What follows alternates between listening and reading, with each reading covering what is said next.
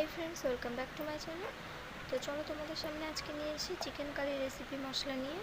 এটি তৈরি করতে আমাদের প্রথমে লাগবে একটু রসুন, নিয়েছি গোটা জিরে, একটু আদা, লঙ্কা গুঁড়ো, শুকনো লঙ্কা গুঁড়ো, আর রেখেছি কাটা পেঁয়াজ।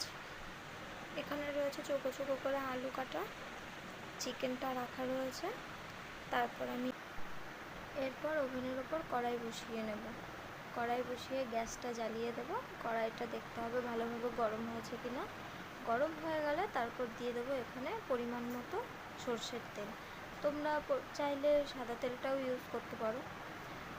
সর্ষের তেল দিয়ে দেব, তার মধ্যে দিয়ে দেবো কেটে রাখা আলুগুলো। এবার আলুগুলো ভাজা হয়ে গেলে তুলে নিতে হবে। আর আলুটা ভাজার সময় দিয়ে দেবো একটু নুন, যাতে আলুটা ভালোভাবে সেদ্ধ হয়। তারপর যে মশলাগুলো আমি রেখেছিলাম, আদা, রসুন, গোটা জিরে, এগুলো আমি একটি মিক্সিং জারে করে ভালোভাবে পেস্ট করে নেব। দেখো এখানে আলুটাও ভাজা হয়ে গেছে, আমি ভাজা আলুটা নামিয়ে নিলাম। দিয়ে দেবো একটু রাঁধুনি। আমি আবার চিকেনে একটু রাঁধুনিটা ভালোই বাসি।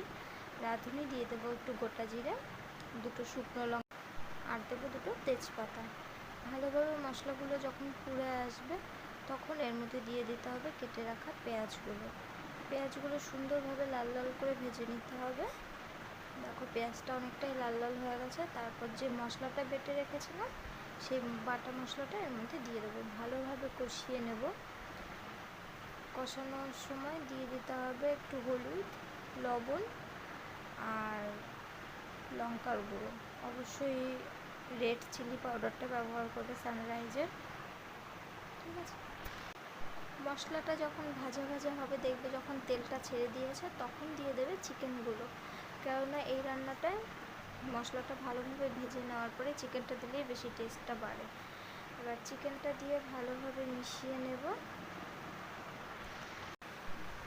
তারপর দিয়ে দেবে ভেজে রাখা আলুগুলো।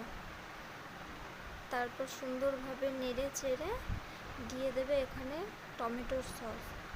কেননা টমেটোর সস দিলে কিন্তু তরকারির টেস্টটা অনেকটাই বেড়ে যায়। আমি কিন্তু চিকেনে ম্যাক্সিমাম আমি টমেটোর সসটাই ইউজ করি। টমেটোটা থেকে সসটাই বেশি ভালো আর কি। তো দেখো এখানে কষানো অনেকটাই হয়ে গেছে। এখন আমরা দিয়ে দেবো এখানে ফোটানো জল। ফোটানো জল তরকারিতে দিলে তরকারির কালারও সুন্দর হয়, তরকারিটা খেতেও টেস্ট হয়। দেখো তরকারি অনেকক্ষণ ফুটিয়ে নেওয়া হয়েছে গরম জল দিয়ে। তরকারিটা প্রায় নামানোর মুখে চলেও এসছে। নামানোর আগে আগে আমি দিয়ে দেবো একটু মিট মশলা। তারপর একটু ফোটাতে হবে।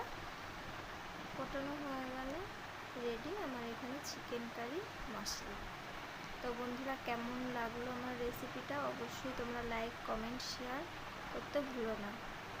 আর এভাবে বাড়িতে বানিয়ে ফেলো, দেখবে দুর্দান্ত টেস্ট হবে।